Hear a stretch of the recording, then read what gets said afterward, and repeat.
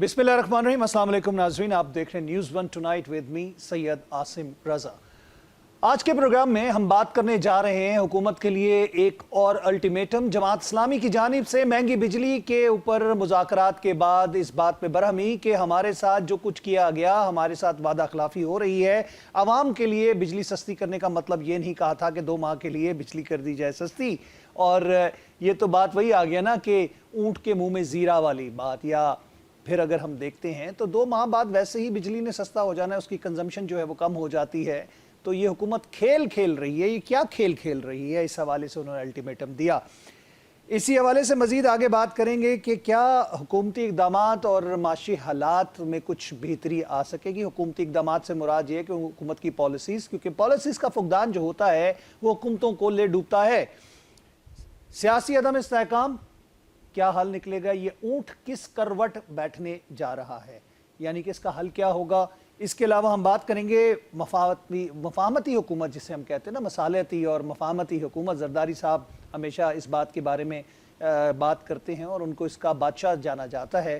तो क्या ये नई हुकूमत के सिस्टम की तरफ बात की जा रही है कि कोई नई सिस्टम की बात हो रही है, या फिर मफाहमती हुकूमत की बात हो रही है कि सबकी मर्ज़ी से सबका बराबर का हिस्सा बराए जुस्सा होगा।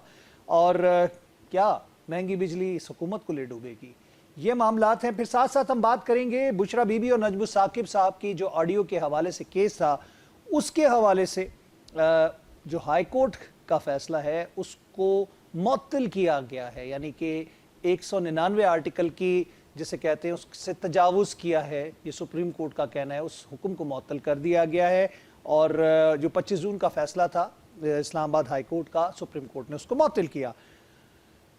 अगर हम बात करते हैं ट्रायल कोर्ट के हवाले से 190 मिलियन पाउंड केस के हवाले से, तो उसके ऊपर भी जो ट्रायल चल रहा है, यानी कि उसके ऊपर ट्रायल तो मैं नहीं कहूँगा, केस जो चल रहा है उसके हवाले से बात की जाए तो ट्रायल कोर्ट को हतमी फैसला सुनाने से रोक दिया है। ये इस्लामाबाद हाई कोर्ट ने किया है। एक तरफ सुप्रीम कोर्ट ने हाई कोर्ट के फैसले को रोक दिया, एक तरफ हाई कोर्ट ने ट्रायल कोर्ट के फैसले को रोक दिया। ये अदालती और आईनी मामलात का सिलसिला जो है, इसके अलावा भी हम देख रहे हैं कुछ फैसले हक में आ रहे हैं, कुछ फैसले खिलाफ में आ रहे हैं। तो ये हो क्या रहा है और जमातें इस पे क्या समझ रही हैं या सोच रही हैं, इसके हवाले से बात की जाएगी। हुकूमत की तरफ से भी बयानात और प्रेस कॉन्फ्रेंसेस हो रहे हैं। कोई एक फ़ैसला आता है उसके हक़ में तो भी होती है, और उनके ख़िलाफ़ आता है तो भी प्रेस कॉन्फ्रेंस होती है, और दूसरी जानिब से तहरीक इंसाफ की जानिब से भी कुछ बयानात और प्रेस कॉन्फ्रेंसेस शुरू हो जाती हैं। आज के प्रोग्राम में हम अपने मेहमान शुरा का आपसे तारुफ़ कराएंगे। पहले हिस्से में हमारे जो मेहमान हैं उनका भी तारुफ़ कराएंगे, और उसके बाद दूसरे हिस्से में जो हमारे मेहमान शुरा है उनका भी तारुफ़ कराएंगे। हम लेते हैं वक्फा, उसके बाद दोबारा मिलते हैं। वेलकम बैक नाज़रीन, एक दफ़ा फिर खुशामदीद कहते हैं। हमारे प्रोग्राम के इस हिस्से में हमारे साथ मौजूद हैं किसी तारुफ़ के मुताबिक सीनियर सियासतदान हैं दानियाल अजीज़ साहब। आपको खुशामदीद कहते हैं हम। मेहरबानी जनाब, आप कैसे हैं? जी अल्हम्दुलिल्लाह। दानियाल अजीज़ साहब, मुल्की हालात और सियासी अदम इस्तेहकाम, हुकूमत के जो पॉलिसीज़ हैं या फिर हुकूमत की जो जिस चाल हुकूमत चल रही है, उसको आप कैसे देखते हैं कि क्या ये हुकूमत आपको चलती, यानी कि मज़ीद आगे बढ़ती नज़र आ रही है, या फिर ये चलता नज़र आ रहा है सिस्टम आपको? जी, मैंने अक्सर ये कहा है कि जो गवर्नमेंट के 2 बड़े काम हैं, एक एफबीआर का जो पाकिस्तान के मईशत के साथ कनेक्टेड है, और एक पावर सेक्टर वो भी पाकिस्तान की मईशत के साथ कनेक्टेड है। और इसके अलावा जो महंगाई और बेरोजगारी, ये चीज़ें ऐसी हैं कि इन्होंने पाकिस्तान की तमाम आवाम को शिकस्त व रेफ्त कर दिया, तबाह और बर्बाद कर दिया। और इसकी वजह से अब ये सूरत हाल हो गई है कि गरीब तो मिट ही गया है, और जो सफेद पोश है, जो मिडिल क्लास है, वो कमाल हो गई है। तो अब सूरत हाल ये है कि ये मैंने अभी 2-3 हफ्ते पहले देखा कि अखबार में कोट्स में लिखा हुआ था, ये जो नए फाइनेंस मिनिस्टर लाए हैं, कि अगर पाकिस्तान में थोड़ी सी महंगाई हो जाए तो खैर है। तो आप मुझे देखें, इनको अंदाजा ही नहीं है। ये तो ग्लास की ट्रेनें चला रहे हैं, ये तो मतलब टूरिज्म के शौक पूरे कर रहे हैं अपने, वो भी वहां जाए, इनके अपने घर है, और इनको अंदाजा ही नहीं है। ये देखें आपके जो अभी पावर सेक्टर में जो पहले प्राइम मिनिस्टर ने चेपी लगाई थी कि 3 महीने के लिए, पहले सारा साल कोशिश की कि ये चोरी का पैसा वापस आ जाए, 590 अरब, और उसके बाद जब वो हासिल नहीं हुआ तो 50 अरब रुपया और उस आग में झोंक दिया। अभी वो चाचे का आग में पैसे झोंकना खत्म नहीं हुआ कि भतीजी ने कहा कि 45 अरब मैं भी झोंक दूं। तो सारा किस लिए? 2-3 महीने के लिए, और उस 2-3 महीने के बाद क्या होना है उसकी बात ही कोई नहीं है। तो इस सब डंग टपाओ और वक्ती तौर पर, इसका मतलब है इनके पास कोई पुख्ता हल नहीं है, कोई सोच नहीं है, कोई सिमत नहीं है जिसमें पाकिस्तान इन मुआशी बहरान में से निकल सके। अब अक्सर ये बात होती है कि जी सियासी इस्तेकाम बड़ा ज़रूरी है तो फिर ये मुआशी इस्तेकाम आएगा। तो जब 1997 में जब नून लीग की गवर्नमेंट थी उस वक्त 2 तिहाई अक्सरियत थी। इससे ज्यादा तो सियासी इस्तेकाम नहीं होता, हो ही नहीं सकता 2 तिहाई अक्सरियत से ज्यादा। आप आइन भी बदल सकते हैं, जो चाहे आप करें। और उसमें क्या हुआ कि पंजाब में इन्होंने, नून लीग ने कहा कि हमसे ठेकेदारी निज़ाम नहीं ठीक हो रहा है, तो FWO जो फौज का अदारा है वो आके सड़कें बना दें। और उसके बाद पता चला कि जी इन्होंने कहा कि ये वापदा भी नहीं हमसे चल रहा है, तो फौज हमारे लिए वापदा भी चला दे। उसके बाद क्या हुआ कि इन्होंने अगली दरखास्त दे दी कि रेलवे भी हमसे नहीं चल रही, बड़ी खराब है, तो ये भी आप चला दें। और एक और दरखास्त दे दी कि जनाब दहशतगर्द अदालतें भी नहीं सही तरह निपटाई जा रही, वो भी आप ही चला दें। और आखिरकार पाकिस्तान कर्ज में डूब गया। तो बजाय इसके कि वो FBR ठीक करते, जो कि गवर्नेंस का प्रॉब्लम था, एक पाकिस्तान के अदारों को मुस्तहकम करने का प्रॉब्लम था, इनकी समझ ही नहीं थी। उन्होंने वहां पर कह दिया कि जी कर्ज उतारो, मुल्सवारो चला दें, कि वो भी अवामी आके कर दे, हमें ना कुछ करना पड़े। तो वो था सियासी इस्तेकाम। अभी आप देख लें, अभी तो सियासी इस्तेकाम का महज बहाना बनाया हुआ है। SIFC इन्होंने लाई, शहबाज शरीफ साहब ने। और अभी भी जो इनकी इतनी बुरी फेलियर है, 100 दिन कहते हैं कि किसी हुकूमत की कारकर्दगी जांचने के लिए काफी होते हैं, यानी वो सिमत नजर आ जाती है कि किस तरह चीज जा रही है। और इनके 100 दिन के बाद ये हुआ कि इनका फेलियर जो है वो नुमाया हुआ है। सर्विंग लेफ्टिनेंट जनरल जो है वो FBR में भी डाल दिया गया, और सॉरी मेजर जनरल, और एक लेफ्टिनेंट जनरल जो है वो पावर सेक्टर के टास्क फोर्स में डाल दिया गया। कहने का मकसद ये है कि इनके पास कुछ नहीं है बेचने को, रेडिया खाली है। इन्होंने 14 अगस्त को financial plan, economic plan announce करना था, वो भी नहीं कर सके। और जिसको पाबंदी की हुई है कि तुम फाइनेंस मिनिस्ट्री के करीब भी नहीं जा सकते, आखिरकार उसको फाइल भेज दी कि तुमने पहले भी तबाही कर दी थी, दोबारा तबाही कर दो। कहने का मकसद ये, इन हालात में फिर क्या क्या इन्होंने अपना देना, गंजी नहाएगी क्या, छोड़ेगी क्या?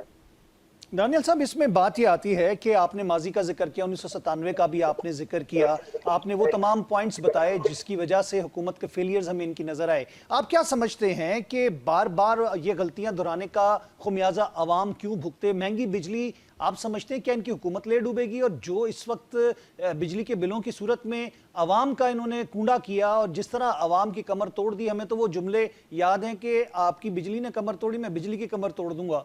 तो बात वही आती है कि ये तो अवाम की कमर तोड़ दी, तो बिजली को कौन पूछेगा पीछे? जी, इसमें देखें, जो बिजली का मामला है ये आजकल पेश किया जा रहा है बिल्कुल गलत अंदाज में, कि जैसे कि ये कोई IPPs का ठेके का जो कॉन्ट्रैक्ट है वो कोई गलत हुआ, उसकी वजह से सारा हम भुगत रहे हैं। वो जरूर करप्शन की नजर हुई होंगे, उसमें जरूर फोरेंसिक ऑडिट होना चाहिए, उसमें जरूर पकड़ दकड़ होनी चाहिए, उनको सीधा किया जाना चाहिए। लेकिन क्या हमारा असल प्रॉब्लम वो है? मैं कहता हूँ कि वो हमारा प्रॉब्लम नहीं है। उसकी वजह यह है कि हम पाकिस्तान में इस वक्त गर्मियों में तकरीबन ऑन एवरेज 22,000 मेगावाट अपने सिस्टम में डाल रहे हैं, और हमारा क्लीन एनर्जी प्रोडक्शन जो हो सकती है वो तकरीबन 28,000 मेगावाट है। लेकिन जो 4,000 मेगावाट है, एक हुकूमती एहलकार के अंदाजे के मुताबिक, कि जो हम बिजली लोड शेडिंग कर रहे हैं क्योंकि चोरी हो रही है, वो तकरीबन 4,000 मेगावाट है। यानी वो पैसे, वो बिजली हम जो जनरेशन वाले हैं उनसे खरीद ही नहीं रहे, क्योंकि आगे हम दे नहीं पा रहे हैं, क्योंकि वहां पर चोरी हो रही है। तो वो तकरीबन 4,000 मेगावाट है। ये जो ऐसी चीज लगने थे, इंडस्ट्रियल बिजली की कंजम्पशन एक ऐसी चीज है कि सर्दियों में भी तकरीबन उतनी होती है जितनी गर्मियों में होती है। तो रेजिडेंशियल जो है वो सर्दियों में मध्यम हो जाती है। तो उसको बैलेंस करने के लिए जो इंडस्ट्रियल कंजम्पशन है वो बहुत अच्छी होती है चीज, क्योंकि वो बैलेंस कर देती है। तो वो ये जो ऐसी चीज बनाने थे, ये 2019 में ऑनलाइन आने थे, तो ये 2025 आ गई है और अभी तक उनका कोई नामो निशान नहीं है। तकरीबन 1,000 मेगावाट वहां जाना था। तो इसका मतलब है ये 22 और 5,000 मेगावाट, 22,000 और 5,000, ये 27,000 तक आपने पहुंच जाना था। मैं आपको ये दावे से कहता हूँ कि अगर इस वक्त 27,000 मेगावाट हम डाल रहे होते सिस्टम में, तो इसका कैपेसिटी इश्यूज आपको इतने नजर ना आ रहे होते और ये बिल बहुत ज्यादा सस्ते हो जाते। तो असल मसला क्या है? एक गवर्नेंस का प्रॉब्लम है, वो है हमारी बिजली की चोरी, और उसमें हम हुकूमत के हाथ पांव फूल गए, इनके पास कोई हल नहीं। दानियल साहब, नवाज शरीफ साहब ने काफ़ी अरसे के बाद लबकुशाई की और इसी मसले पे पहले 2 दिन मॉडल टाउन में इजलास होता रहा, और उसके बाद जो उन्होंने प्रेस कॉन्फ्रेंस की उसका मलबा उन्होंने कहा कि जी माजी में ऐसा होता रहा, माजी में ऐसा होता रहा। एक 4 साल की हुकूमत तहरीक इंसाफ की थी, लेकिन उससे पहले जितने एग्रीमेंट्स हुए थे वो पीपल्स पार्टी और नून लीग के दौर में हुए थे। आप ये बताइएगा कि क्या उनको उन लोगों से ही शिकवा था जो उनकी अपनी हुकूमत में थे, या फिर वो किसी और की तरफ इशारा कर रहे थे? जी, उनको तो मालूमात ही नहीं होंगी। यही तो रोना है इस मुल्क में। जो लोग बैठाए जाते हैं या जो आ जाते हैं किसी न किसी तरीके से, उनको अलफ का नाम को नहीं पता होता हुकूमत के बारे में।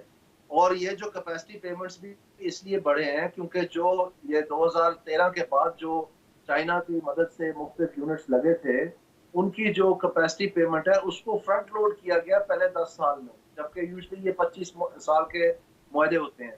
तो वो उस वक्त जल्दबाजी, मतलब जल्दी लगाने के लिए या जो भी आप समझ लें, ये किया गया। तो वो सारे अब जो है, क्योंकि वो बिजली उठाई नहीं जा रही, तो वो ड्यूज जो है वो एकदम से और बढ़ते गए। कुछ एक्सचेंज रेट का फर्क पड़ा है, वो भी जो डाल साहब नारे मारते थे कि जी मैं ये कर दूंगा वो कर दूंगा एक्सचेंज रेट का, उनकी गलतियों की वजह से अब एक्सचेंज रेट जो है वो यहाँ तक पहुंची हुई है।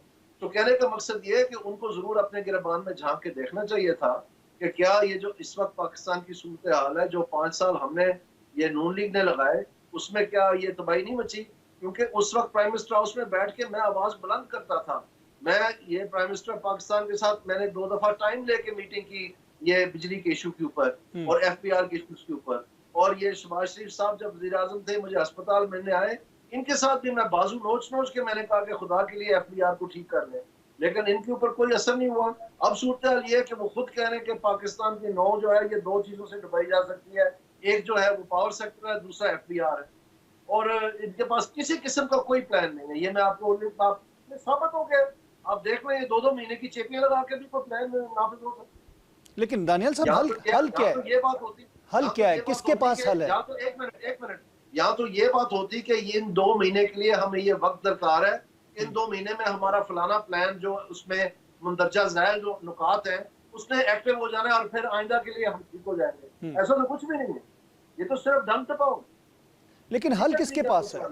हल किसके पास है? कोई ऐसी मैं आपको बता रहा हूँ इन तीनों के पास नहीं है। मैं तो अक्सर बाज टीवी के ऊपर कहता हूँ कि ये जो इमरान खान साहब है इनको रिहा करें, बिलावल साहब को और शहबाज शरीफ साहब को, तीनों को को प्राइम मिनिस्टर बना दें और इनको बताएं कि ये प्रॉब्लम्स है पाकिस्तान के हल। इनका मुतालिया ही नहीं है। ये तो ब्यूरोक्रेट से जब पूछ के चलते हैं सब कुछ, और ब्यूरोक्रेसी तो मसाइल का हिस्सा है, वो मसाइल का हल रही ही नहीं। तो ये कैसे ठीक होगा फिर? ये तो अब इंतजामिया तो हमारी गल सड़ गई है और इनमें नॉलेज बेस ही नहीं है, मुतालिया ही नहीं है इनको कि इसको कैसे हाथ डालना है। इनको तो सिर्फ 4-5 ब्यूरोक्रेट्स के नाम याद है, उन्हीं के पास ही जाते हैं मशवरा करने के लिए। और जो SIFC की नोटिफिकेशन है, अगर आप उसके टर्म्स ऑफ रेफरेंस पढ़ें, वो तो एक चार्जशीट है ब्यूरोक्रेसी के खिलाफ कि आपकी वजह से ये सारी तबाही, तो जिनकी वजह से तबाही बची हुई है उन्हीं को जाके मशवरे पूछते हैं, तो कैसे ठीक होगा फिर? बेसिकली इनके पल्ले ही कुछ नहीं। तो कैसे चलेगा मुल्क का? क्या आप समझते हैं कि सबके एक मखलूत जमात बना दी जाए? सारों को देखें, मैं आपको बता रहा हूँ, it's not about the man. मैं कहूँ कि जी मैं बड़ा अफलातून हूँ, कोई और कह के वो बड़ा अफलातून है, ऐसे नहीं है। ये सबसे पहले तो निशानदेही करनी है कि इस मुल्क में वो कामयाब हो सकता है महंगाई और बेरोजगारी के हकीकी खात्मे, यकीनी खात्मे के लिए, जो निशानदेही कर सके कि ये महंगाई और बेरोजगारी हुई क्यों है और किस किसने की है, उनको क्या क्या हिस्सा है। जब आप ये बता सकेंगे, ये तो ये भी नहीं बता सकते कि ये हुई कैसे है। पाकिस्तान में रिकॉर्ड महंगाई हुई है, 38% तक गई है। तो जब उसको डिकंस्ट्रक्ट करके बताएंगे कि ये हुआ था, इसकी वजह से ये हुआ है, तो फिर वो रास्ता वापसी का भी आपको साथ साथ नजर आता है। तो वो वापसी इनको हजम नहीं होता क्योंकि उसमें इनकी दुम पे पाँव आता है। तो इसलिए यहाँ पर मुल्क में महंगाई रहनी। आप देखें अफगानिस्तान में इस वक्त -8% महंगाई है। श्रीलंका में 2 साल पहले दिवालिया निकल गया, वहां पर 60% तक महंगाई है। इस वक्त 0.9% है, यानी 1% से कम है। तो महंगाई के बारे में जो मेरे भाई बात समझने की है वो ये है कि महंगाई होती नहीं है, महंगाई की जाती है, और अगर की जा रही है तो कोई ना कोई उससे मुस्तफीद हो रहा है। ये सारी बात बतानी पड़ेगी और उसके बाद एक पूरा प्लान देना पड़ेगा। अगर उस चीज के पीछे, उस प्लान के पीछे आवाम आ जाए तो फिर इनको हल वो करना पड़ेगा। आप देखिए अभी जमात इस्लामी ने भी महज जो है सिर्फ वो डिमांड्स दी है, उन्होंने हल नहीं दिया। उनके पास भी कोई हल नहीं था, लेकिन बात यह है कि हुकूमत से उन्होंने फिर एक दफ़ा अल्टीमेटम देके मुतालबा कर दिया है कि 2 माह का ये टेम्परेरी रिलीफ जो है, ये तो अवाम के, वो कहते हैं ना कि ऊँट के मुंह में जीरा वाली बात है। तो जो वादे किए, जो एग्रीमेंट हुआ, उससे मुनारिफ हो गए। आर्टिकल 6 लगाने की बात हो रही है, सदर मुमलिकत से पूछा गया तो उन्होंने कहा लगाने का शौक है तो लगा लें। ये भी एक बहुत बड़ी वजह है कि हमारी हुकूमतें आके अपने इन कामों में ज़्यादा मुतहरिक होती हैं कि अपने अपोजिशन या अपने मुखालफिन के खिलाफ केसेस बनाने में, चाहे वो पीपल्स पार्टी हो, चाहे पाकिस्तान मुस्लिम लीग नून हो, चाहे पाकिस्तान तहरीक इंसाफ हो, एहतिसाब के नाम के ऊपर वो अपना टाइम गुजारते हैं और मुल्क का बेड़ा गर्क करके जाते हैं। इसमें जी इस चीज का कोई टाइम नहीं है। पाकिस्तान की आवाम जो है मिट गई है, तबाह हो गई है। ये सारे सर जोड़ के इस चीज का हल दें या ये साइड पे हों अगर इनके पास हल नहीं है। ये वक्त नहीं है छोटी छोटी सियासी जंगों का। ये वक्त है कि हम मिलकर पाकिस्तान के गरीब आवाम जो कि पिस चुकी है उनका कोई हल निकालें जो मुस्तकिल मिजाजी का हो और पुख्ता हो और देर पा असर का हो, और बाकी तन इनको जो है ना एक नई जिंदगी जो है फराहम करें जो कि पाकिस्तान में इस खिते में अपना सर उठा के चल। पाकिस्तान पीपल्स पार्टी जो है उसकी पास आईनी सीटें सदारत के साथ साथ गवर्नर के, उसके अलावा सेनेट की चेयरमैनशिप, वो लगेज सारा जितना भी बैगेज बन रहा है वो नून लीग पे डालती है। प्रैक्टिकली उन्होंने अपने आप को फ्रंट पे नहीं किया। आपको लगता है कि जरदारी साहब की ये एक जिसे कह सकते हैं कि बड़ी अनोखी चाल थी कि जो नून लीग है वो उसके ऊपर मलबा गिरता जाए, हम अपने जो मरात हैं या फिर अपनी पोजीशन है उसको एंजॉय करें? नहीं, मेरे ख्याल में पीपल्स पार्टी तो इस ताक में बैठी हुई है कि कौन सा मौका उनको मिलता है कि वो बिलावल साहब को वजीर आजम बना सके।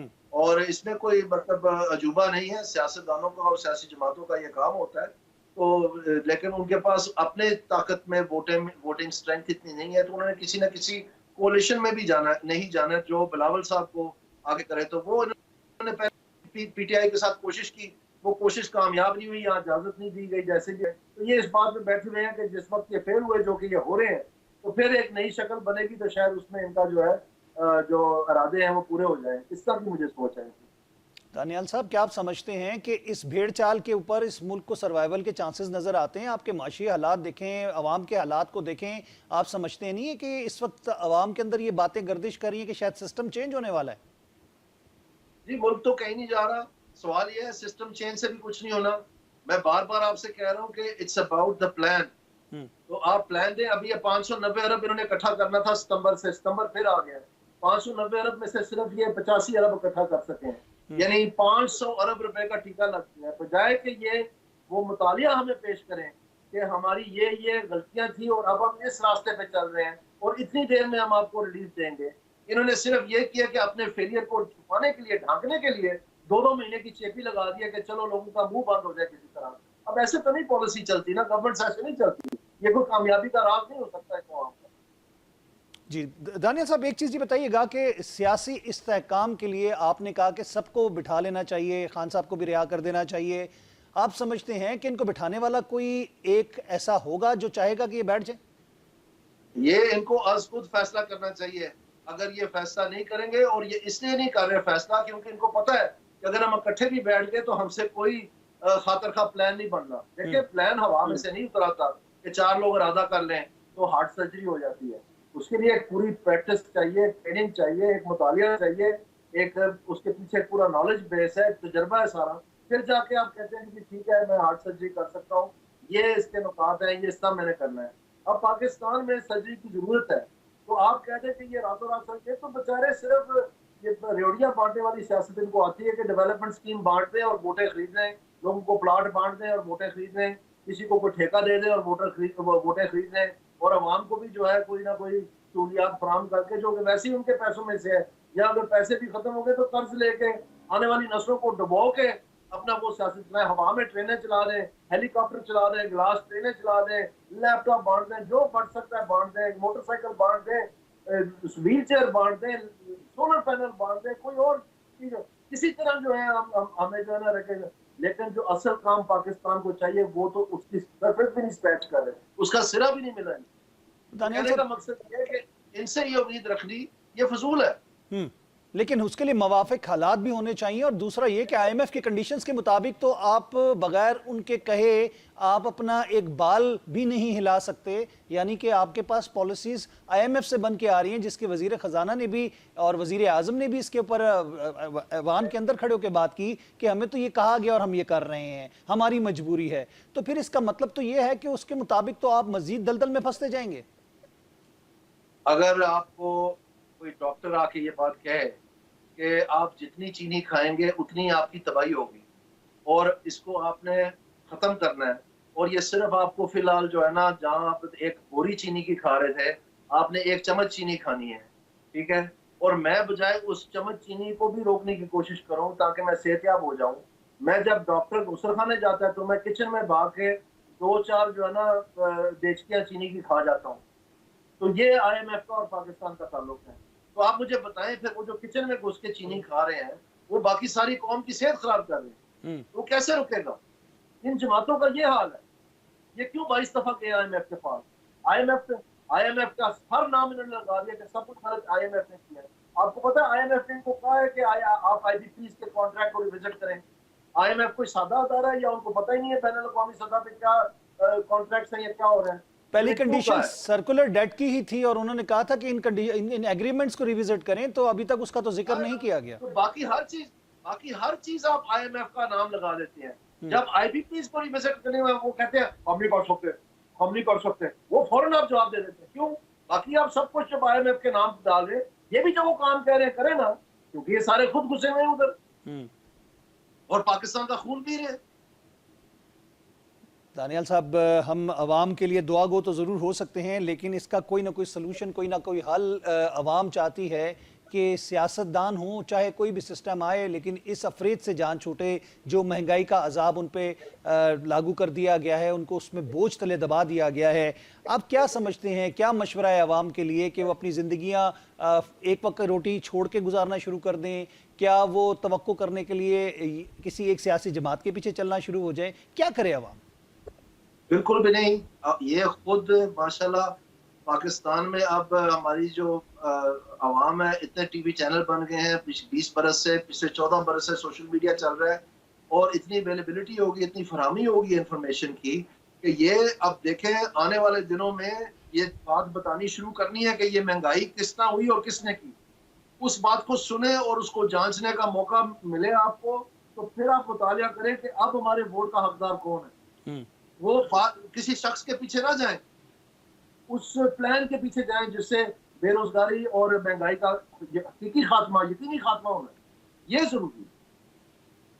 बहुत बहुत शुक्रिया दानियाल अजीज साहब, आपने अपना वक्त दिया, अपनी कीमती आरा से में आगाह किया, आपका बहुत शुक्रिया। नाज़रीन, हमने लेना है वक्फा, वक्फे के बाद दोबारा हाजिर होते हैं। वेलकम बैक नाज़रीन, एक दफ़ा फिर खुश आमदीद कहेंगे आपको प्रोग्राम के दूसरे हिस्से में, और हम बात करने जा रहे हैं कुछ अदालती मामलात के हवाले से। कुछ चेकमेट सिचुएशन चल रही है, कुछ ट्रायल कोर्ट के फैसलों को कालादम करके हाई कोर्ट कुछ और फैसले करती है, हाई कोर्ट के फैसलों को कालादम करके सुप्रीम कोर्ट कुछ कर रही है।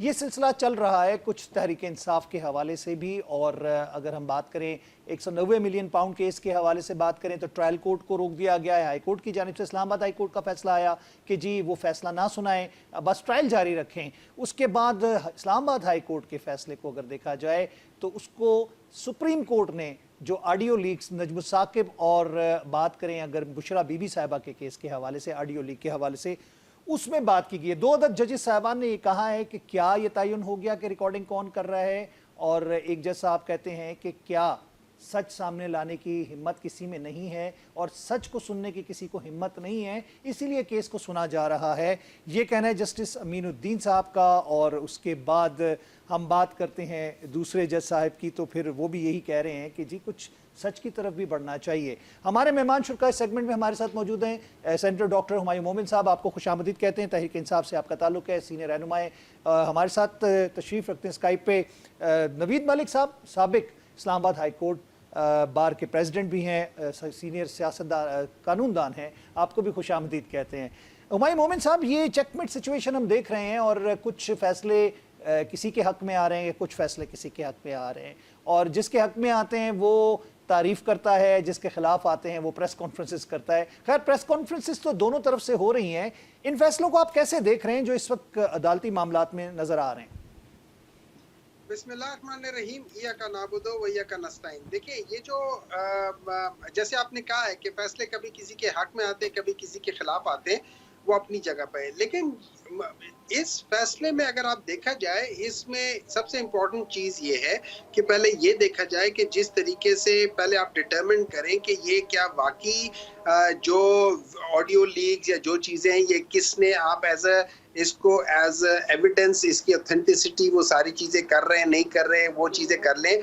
लेकिन जो असल मसला है ना वो ये कि ये बड़ा ग्रेव सिचुएशन है कि आप बगैर बिल तो अभी पास हुआ है ना, लेकिन आप बगैर उसका लोगों के घरों में, लोगों के उसमें, उस बिल से पहले जब आप लोगों की प्राइवेट गुफ्तगू आप रिकॉर्ड कर रहे हो विदाउट कंसेंट ऑफ एनीथिंग या विदाउट किसी कोई बिल पास किए, तो वो कितना लीगल है, वो कितने, उस चीज के ऊपर भी बात करनी चाहिए। तो हमारे लिहाज से वो चीज बड़ी इंपॉर्टेंट है। बाकी अगर आप वो जो मर्जी करते करें उससे कोई फर्क नहीं पड़ता, लेकिन इन दो जजेस का, ऑनरेबल जजेस का अगर हम लोग ट्रैक रिकॉर्ड देखें तो थोड़ा सा जरा बात चीजों में ऐसे होता है कि जब आप माइनॉरिटी में हो के मेजॉरिटी को कहते हैं या गवर्नमेंट को कहते हैं कि जी आपने मेजॉरिटी, मतलब आपने एक बेंच की बात ही नहीं मानी और वो भी फुल बेंच का जो डिसीजन है उसकी बात नहीं मानी, ये सारी चीजें थोड़ा सा बॉदर करती हैं। और फिर जब आप कहते हैं कि सच्चाई क्या है, तो इसमें बहुत सारी चीजें हो जाती है। सच्चाई तो बाज़ दफा बड़ी कड़वी भी होती है। खैर anyway, beside the point, important चीज ये है कि हम लोगों ने एज अ कंट्री किस तरफ जाना है। क्या हम लोगों ने पाकिस्तान के अंदर पॉलिटिकल स्टेबिलिटी लानी है या नहीं लानी। याद रखिए कि आईएमएफ का जो पैकेज है वो लिंक्ड है पॉलिटिकल स्टेबिलिटी के साथ, और ये याद रखिए जो 7 बिलियन वाला पैकेज है, और उसके साथ वो ये भी कहा हुआ था कि आपको जो कम से कम 3 ममालिक 3 साल के लिए रोल ओवर करेंगे। अभी तक किसी ने किया नहीं है, 1 साल का हुआ है लेकिन अदरवाइज नहीं हुआ। तो बहुत सारी चीजें, तो अगर हमने पाकिस्तान को इसी तरह से खराब करना है और इसमें किसी एक कोई अपना फायदा ढूंढना चाहता है या नहीं ढूंढना चाहता, उसको सामने रखना है तो फिर और बात है। अदरवाइज मेरी नजर में इन सब चीजों का रिजल्ट पाकिस्तान के हक में सही नहीं आएगा। क्यों? देखिए, हम पाकिस्तान तहरीके इंसाफ वाले इन सब चीजों को कंटेस्ट करेंगे टू द लास्ट ब्रेथ, ठीक है। लीगल भी करेंगे और हम पॉलिटिकली भी करेंगे, और हम ये करते रहेंगे। ये हमारा राइट भी है, बहुत लीगल राइट भी है और पॉलिटिकल राइट भी है कि हम इनको कंटेस्ट करेंगे। तो मेरा नहीं ख्याल कि ये किसी को लेकिन सूट करता हुमायूं है। साहब, इसमें बात तो ये आती है कि 190 मिलियन पाउंड की जब बात की जाती है तो उस केस को आप लोग डिले टैक्टिस के जरिए कभी पेश नहीं होते। जब पेश होते हैं तो अदालत का वक्त खत्म हो चुका होता है। जो वकला आपके सियासी रहनुमा हैं वो जाते हैं तो वो सियासी मुशावरत के लिए खान साहब के साथ बैठ जाते हैं। तो ये तो इल्ज़ाम आज हाईकोर्ट ने भी ये कह दिया कि ठीक है उनका फैसला मुअत्तल किया है, लेकिन बात यह है कि वो केस को प्रोसीड करें और अदालत का वक्त ज़ाया ना करें। आप लोगों के लिए ये बहुत बड़ा मैसेज है। नहीं, देखिए, इसमें सिंपल सी बात यह है कि इस वक्त जो नैब के तरामीम है ना, वो इस वक्त उसके ऊपर बहस हो रही है, ठीक है, नैब के तरामीम के ऊपर, ठीक है। उस नैब के लिहाज से ये, चूंकि ये नैब का केस है, तो उस लिहाज से आप इस केस के ऊपर डिस्कशन या इस केस के ऊपर नहीं कर सकते जब तक वो फैसले ना हो जाए। That is one thing. Number 2, उसमें जितने भी अभी तक आए उसमें किसी जगह पे किसी ने ये नहीं कहा जो पैसा इन क्वेश्चन है वो पैसा इमरान खान के अकाउंट में नहीं है, जो प्रॉपर्टी इन क्वेश्चन है वो प्रॉपर्टी इमरान खान के अकाउंट में नहीं है, जो सारी चीजें वो किसी लिहाज से भी नहीं है। इसमें अगेन वही वाली बात है कि अभी तक वो नैब के जो डिसीजंस हुए या नैब के ऊपर जो बिल आया हुआ है, उसमें अगर आप देखें वो बिल में आपने देखा हुआ है वो रिट्रोस्पेक्टिवली है, 1985 से किया हुआ है। नंबर 2, उसके अंदर अगर आप उसका क्लॉज 4 देख लें, उसका क्लॉज 5 देख लें, क्लॉज 9 देख लें और उसमें 9 का मुख्तलिफ वो देख लें, आपको पता चलेगा ये बेसिकली इन लोगों ने अपने प्रोटेक्शन के लिए किए। फॉर एग्जांपल, क्लॉज 4 कहता है कि जितने भी ऐसे फैसले जो बेसिकली पॉलिटिशियंस ने और ब्यूरोक्रेसी ने किए हैं जो कि मैलिफाइड इंटेंशन है, फॉर एग्जांपल आईपीपीज का है, आप उसको क्वेश्चन नहीं कर सकते। और इसको डेट बैक किया 1985 से। 1985 से आप कहते हैं कि कोई इस किस्म के केसेस नहीं करोगे। फिर आपने एक और केस किया हुआ है जिसमें आपने कहा है कि पब्लिक एट लार्ज को अगर 100 से कम होंगे तो फिर आप उनको नैब नहीं पकड़ सकते। अब 100 से कम में आप देखेंगे पैरागॉन और इस किस्म के मुख्तलिफ केसेस हैं जिसमें 80 लोगों के साथ ज्यादती हुई है या उनको वो क्या, तो आप लोगों को बचा रहे हैं, आप अपने ही लोगों को बचा रहे हैं। फिर उसके बाद ये है कि आप लोग फ्रंट मैन को बीच में नहीं ला सकते। आपके जितने भी ये मनी लॉन्ड्रिंग वाले केस है उसमें सारे फ्रंट मैन है। फिर आप कहते हो जो ओवरसीज प्रॉपर्टी है उसको क्वेश्चन नहीं कर सकते हो। इन सब लोगों ने ओवरसीज प्रॉपर्टी बनाई है। तो ये सारे केसेस तो देखिए, अगर आप देखें एक एक इसका क्लॉज करके देखें तो ऐसे लगता है कि स्पेसिफिकली जहां जहां इन लोगों ने बेईमानी की है वहां वहां इन लोगों ने अपनी प्रोटेक्शन मांगी है। और यही तो वजह थी कि आते साथ ही सबसे पहले इन्होंने जो बिल पास किया वो यही नैब का बिल था। तो अभी हम कह रहे हैं पहले नैब के बिल को भुगत लें, और चूंकि ये केस नैब के लिहाज से है तो ठीक है, उसके बाद बिल्कुल कर लें। ठीक, मैं नवीद साहब आपकी तरफ इसी सवाल को लेकर आऊँगा। कुछ अदालतों के मामलात हम देख रहे हैं और कुछ फैसले ऐसे आ रहे हैं और वो चेकबिट सिचुएशन नज़र आ रही है। कैसे देखेंगे नवीद साहब इस वक्त आप, जहाँ पे अदम इस्तेहकाम सियासी तौर पर नज़र आ रहा है, तो अदालती फैसलों में भी कोई इस्तेहकाम किसी जानिब किसी करवट बैठता नज़र नहीं आ रहा? बहुत शुक्रिया आसम भाई। देखिए आसम भाई, जब भी कोई केस रजिस्टर्ड होता है, जो इन्वेस्टिगेशन एजेंसी है वो केस रजिस्टर करती है, तो उसके बाद उसकी इन्वेस्टिगेशन करके उसको ट्रायल के लिए कोर्ट में भिजवाती है।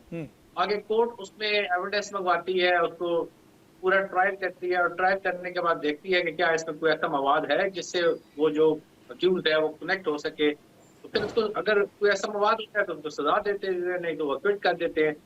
मैं ये समझता हूँ कि ये जो मौजूदा केसेस चल रहे हैं, इनमें से मैं उस पर कमेंट नहीं करता हूँ कि कोई सियासी है या किसी खास जमात के खिलाफ है, चाहे किसी जमात के खिलाफ भी है। नैब का जो माजी है वो आपके सामने भी है।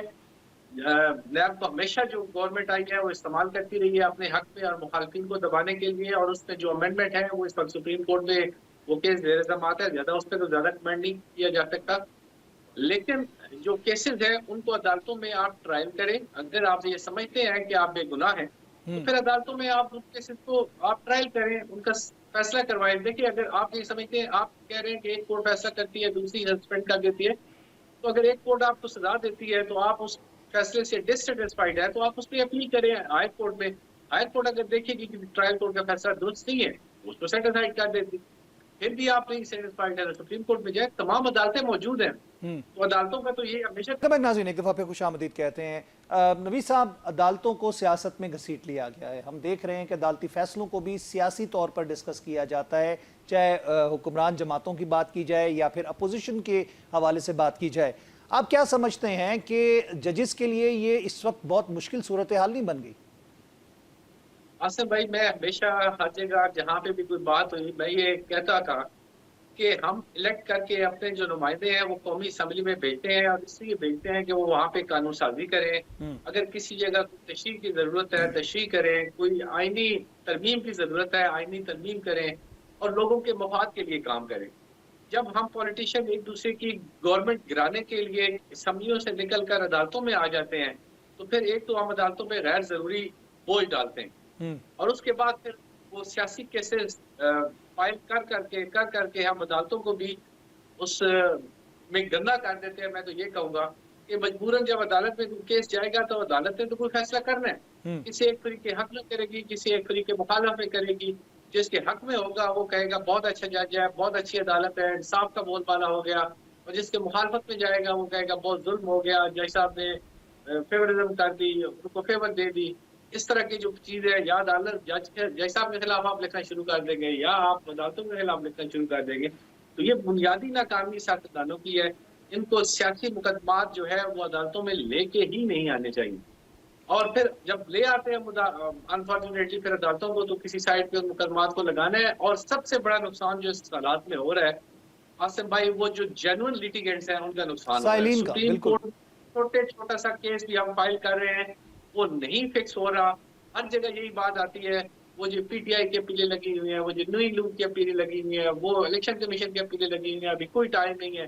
तो इसमें सफर कौन कर रहा है? आम लिटिगेंट सफर कर रहा है, जिसके लिए अदालतें बनी है, जो बेसिकली वो जिनको इंसाफ चाहिए उनको इंसाफ मिल नहीं रहा, और सारे जो अदालतें हैं वो पॉलिटिकल केसेस में लगी हुई।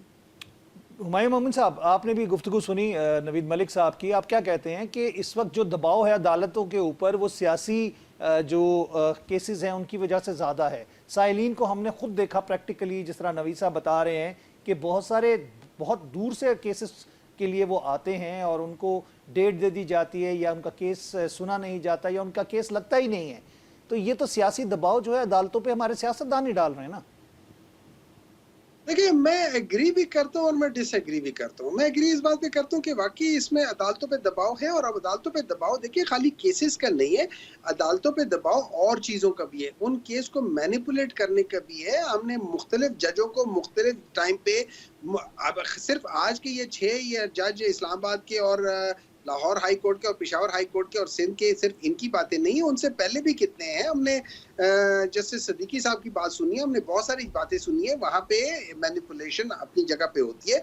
लेकिन अब सवाल ये होता है कि क्या अगर ये मैनिपुलेशन ना होती तो क्या पाकिस्तान के अंदर जुडिशरी सही काम करती है? तो उसका जवाब है नहीं। उसका जवाब इसलिए नहीं है कि unfortunately with due respect to Naveed साहब, कि हमारा जो जुडिशियल सिस्टम है जिसमें हमारे लॉयर्स भी शामिल हैं, ये भी तो इस चीज का फायदा उठा रहे हैं। ये भी तो केसेस को डिले पे डिले करते हैं, और ये भी अपने क्लाइंट के लिए केसेस डिले करना तो चाहते हैं। आपकी जमात में भी तो वही मैंने बात की कि 190 मिलियन पाउंड के केस में यही कहा जा रहा है। उससे पहले जो केसेस थे साइफर वगैरह के, उसमें भी यही हुआ। मैं अक्रॉस द बोर्ड बात कर रहा हूँ, अक्रॉस द बोर्ड बात कर रहा हूँ। मैं सिर्फ ये देखिए, मैं पॉलिटिकल केसेस की बात नहीं कर रहा, मैं जर्नल केसेस की बात कर रहा हूँ। एक और दूसरे जो जितने भी लिटिगेंट्स हैं, जो जर्नली केसेस, जो 2.5 मिलियन के करीब केसेस में, उन सब की बात कर रहा हूँ। उनको इंसाफ नहीं मिलता। लोगों को 10-10 साल 20-20 साल से वो जेल में पड़े हैं, उनके केसेस नहीं लग रहे हैं। हमने देखा हुआ है जिनके केस लग रहे हैं उनको बारी आ रही है तो वो बेचारे बीच में फौत हो चुके हैं। हमारे इस किस्म की चीजें हो रही हैं। तो ये एक चीज नहीं है, हमारा पूरा सिस्टम रॉटन सिस्टम है। हमारे पूरे सिस्टम में इंसाफ नहीं है, जुल्म है। और यही वजह है पाकिस्तान में जो है वो हम चल नहीं पा रहे। क्यों? कि हजरत अली रज़ी अल्लाह ताला अन्हु का कॉल है कि जुल्म का निज़ाम नहीं चल सकता, और पाकिस्तान में जुल्म का निज़ाम है। पाकिस्तान में ना इंसाफ है और पाकिस्तान में ना अदल है। जब अदल और इंसाफ होगा नहीं तो जुल्म होगा, और ये सारी चीजें आप देख रहे हैं, कभी एक की सूरत में, कभी दूसरे की सूरत में, कभी जस्टिस मुनीर की सूरत में, कभी किसी और चीज की सूरत में। लेकिन ये चीजें गलत चल रही हैं। अब सवाल ये उठता है, हम लोगों ने करना क्या है? क्या हम लोग इसी तरह कंप्लेन करते रहेंगे, या हम लोग एक्टिवली आके इसको बेहतर करेंगे? अगर हमने बेहतर करना है तो फिर हमें सबको थोड़ा सा पीछे हट के इस सिस्टम को ठीक करना है। अगर हम बिल्कुल ही दरवाजे से जुड़े हुए हैं और वो उधर से धक्का लगा रहे हैं, हम इधर से धक्का लगा रहे हैं, तो ना दरवाजा खुलेगा, ना पाकिस्तान में वो जो ट्रैफिक नहीं होती कि अब गलत रास्ते से आ रहे हैं लेकिन वो भी पीछे नहीं हटेंगे और ये लोग भी पीछे नहीं हटेंगे। कहीं ना कहीं अगर आप एक कदम पीछे हट जाए, कोई गाड़ी दाएं बाएं हो जाए, तो रास्ता निकल ही आता है। वहां पे हमें देखना पड़ेगा, रास्ता निकालना होगा और इस सिस्टम को ओवरऑल ग्रेजुअली ठीक करना होगा। लेकिन अगर हम इसी तरीके से अपने सींग फंसा के रखेंगे तो इसका नुकसान सिवाय पाकिस्तान को और किसी को नहीं है, इन अवाम को है, जिनके लिए आप ये याद रखें, एज ऑफ टुडे फैसलाबाद में 100 से ज्यादा जो इंडस्ट्रियल यूनिट है टेक्सटाइल के बंद हो गए हैं। ये जब पाकिस्तान तहरीक इंसाफ का टाइम था, ये 3 शिफ्टों में चल रहे थे, मजदूर कम पड़ गए थे। आज 100 से ज्यादा यूनिट्स बंद हो गई हैं। हम लोगों ने जिस तरीके से इंटरनेट के ऊपर जुल्म किया है, हमने 300 से 500 मिलियन डॉलर का नुकसान कर दिया पिछले 2, 2.5, 3 हफ्तों में। अगर हम इन चीजों को देखने शुरू कर दें तो हम लोगों ने जितना जुल्म कर रहे हैं, अच्छा फिर इस वक्त अगर आप देखें एक और चीज हो रही है, इस वक्त 900 बिलियन रुपए का ये मसला आ रहा है कि जब आपका IMF ने किया हुआ है, ये फिस्कल एक किस्म का प्रोग्राम है जो IMF ने दिया है पाकिस्तान को। इसका मतलब है हर एक सूबे के साथ उनके होंगे। अब इसमें पंजाब और सिंध, इनके अंदर कोई 900 बिलियन रुपए का घपला आ रहा है, वो उनको समझ नहीं आ रही, उसकी वजह से डिलेज हो रहे हैं। और ये इन्हीं लोगों ने, इसी Pakistan destruction movement, sorry PDM की हुकूमत ने ये सारी चीजें कही हैं। अगर आप करके देखेंगे, फिर एक और बात आ जाती है, अभी इन लोगों ने कहा कि यार ये यूनिट्स कम कर देंगे। पहले तो ये एक प्रोविंस का इख्तियार ही नहीं है कि वो ये कर सके, ये उनके इख्तियार में आते ही नहीं है। नंबर 2, आपने उनको एक दिन पहले 15 को उन्होंने तकरीर की, 16 को वो फेडरल गवर्नमेंट को लिख रहे हैं, नेपरा को लिख रहे हैं, आप बताओ हमें, अगर हम ये करेंगे हमें कितने पैसों की जरूरत पड़ेगी? तो भाई आपने 45 अरब कहां से निकाल लिया? वो अपनी फिक्र कहां से निकाल ली? ये सब झूठ है, सब पॉलिटिकल वो है। और अगर आपने करना था, एक दिन पहले जब सारी बातें हो रही थी, जब आपका प्राइम मिनिस्टर भी वो था, तो उनको बिठा के ये सारी चीजें कर लेते। उनके जाने के बाद खाली मरियम नवाज के साथ ये क्यों किया?